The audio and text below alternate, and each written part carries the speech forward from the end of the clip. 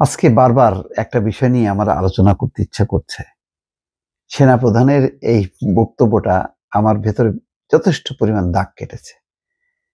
তিনি বলছেন যে তারা সন্তানের বয়সী, বড় হলে ভুল বুঝতে পারবে এবং লজ্জিত হবে। কেন এই কথা বলছেন? বলছেন যে সোশ্যাল মিডিয়াতে সেনাবাহিনী এবং তাকে নিয়ে অনেক রকম অপপ্রচার হচ্ছে নিয়মিতভাবে। কিন্তু এখন সেনাবাহিনী তো স্বাভাবিকভাবেই একটা শৃঙ্খলিত বাহিনী।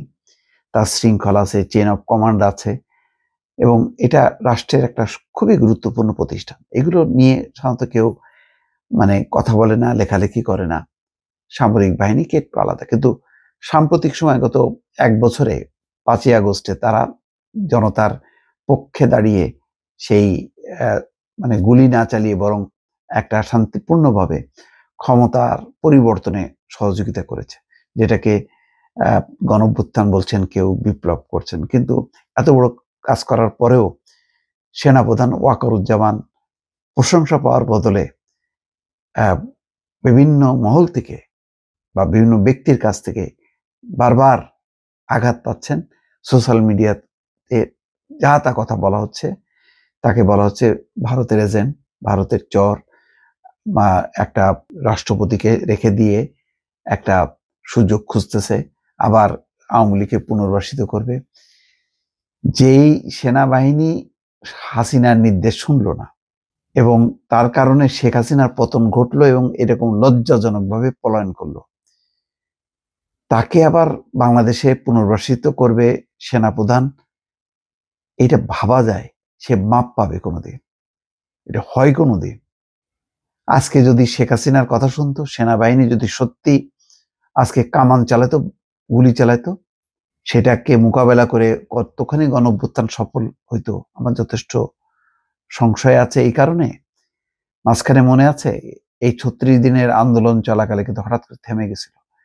পুলিশের ব্যাপক তৎপরতার মুখে কিন্তু সব ঘরের মধ্যে উঠছে এবং তারপরে তো এই সার্জিস, নাহিদ এদেরকে নিয়ে ডিবি, হারুন অনেক খেলাধুলা করলো তার অফিসে নিয়ে যেয়ে।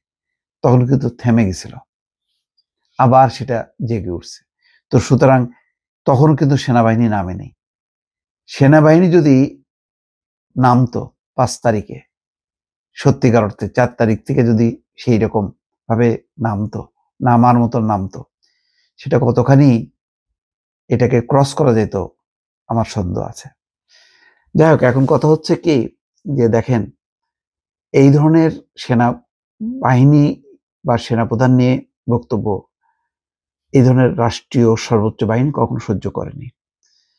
আপনি সেনাবাহিনীকে বা সেনাপ্রধানকে নিয়ে কিছু বলেনি, তাই ডিজিএফআই যে এই ধরনের আয়নাঘর তৈরি করছিল শেখ হাসিনার সময়। আপনি চিন্তা করেন, তখন যদি আপনি বলতেন, আপনার মনে আছে জেনারেল আজিজ যখন সেনাপ্রধান হইল, তখন বিডি নিউজ 24.com একটা লাইন লিখছিল যে সে জোসেফ হচ্ছে ভাই আজিজ। একটা কথার সাথে সাথে বিডি নিউজ 24.com, যার সাথে সালমান এফ রহমানের সংযোগ আছে বলে ধারণা করা হয়, বন্ধ করে দিল। তারপরে তো ব্যাপক প্রতিক্রিয়া হলো, কেননা তখন বিডি নিউজ 24.com মানে দুই একটা অনলাইন প্রতিষ্ঠিত প্ল্যাটফর্মের মধ্যে সেটা একটা, সেটা পর্যন্ত মুহূর্তের মধ্যে বন্ধ করে দিল। তারপরে যখন প্রতিক্রিয়া হলো তখন সেটা খুললো এবং তৌফিক ইমরোজ খালিদীকে এর জন্য কম ধকল পোহাইতে হয়নি। তার বিরুদ্ধে দুর্নীতির মামলা টামলা এটা সেটা করে বিশ্রী একটা অবস্থা করলো। তো এই জেনারেল আজিজের কথা চিন্তা করেন আর জেনারেল ওয়াকারুজ্জামানের কথা চিন্তা করেন।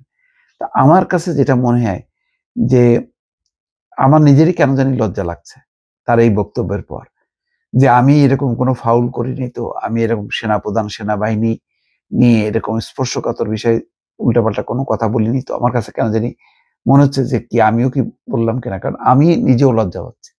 আর যারা সত্যি সত্যি বিশ্বাস করেন, মনে করেন, অথচ তাদের কাছে তেমন কোনো সূত্র নেই, তারা কিন্তু বলেই গেছেন লম্বা সময় ধরে যা তা ভাবে, তারা কি আসলেই লজ্জা পাবেন?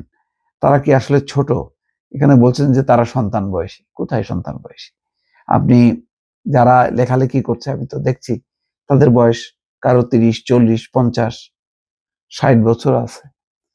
তো এদেরকে আপনি কিভাবে বলছেন? আমি বুঝি যে বকরুজ্জামান এই কথাটা বলে আসলে একটু মানে পাশ কাটানোর চেষ্টা করছেন যে এটা নিয়ে যাতে সেনা কর্মকর্তারা রিয়াক্ট না করে, সেই জন্য তিনি এমন একটা কথা বললেন। এই কথা বলার পরে আসলে মানে লজ্জা পাওয়া ছাড়া আর কোনো কিছু থাকে না, যে তারা সন্তানের বয়সী, বড় হলে বুঝতে পারবে, ভুল বুঝতে পারবে এবং লজ্জিত হবে।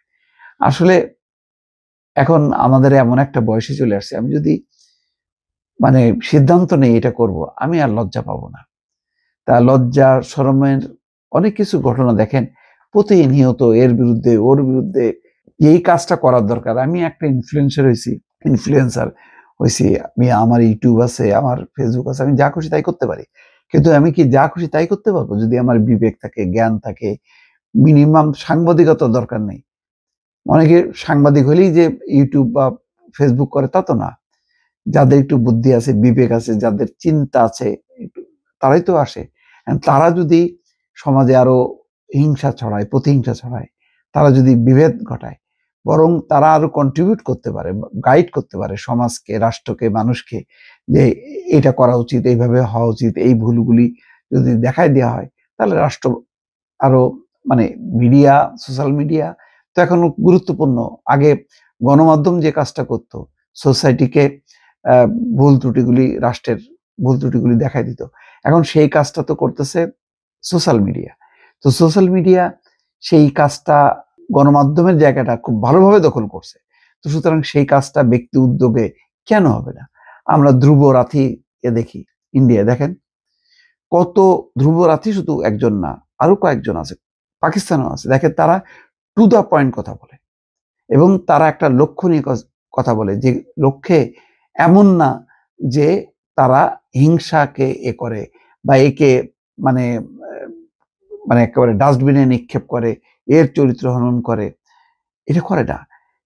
ধ্রুব রাথি কিন্তু ঠিকই দেখেন, সে মোদির শাসনের বিরুদ্ধে, মোদি যে একটা ফ্যাসিস্ট, সে নির্বাচনের আগে কিন্তু সে ভালোভাবে তুলে ধরছে, এবং পুরো কংগ্রেস সহ অন্যান্য দল মিলে যা করতে পারেনি, কিন্তু ধ্রুব রাথি কিন্তু অনেকখানি সেটা করছে বলে বিরোধী দল মোটামুটি একটা ভালো অবস্থানে গেছে, না জিতলেও।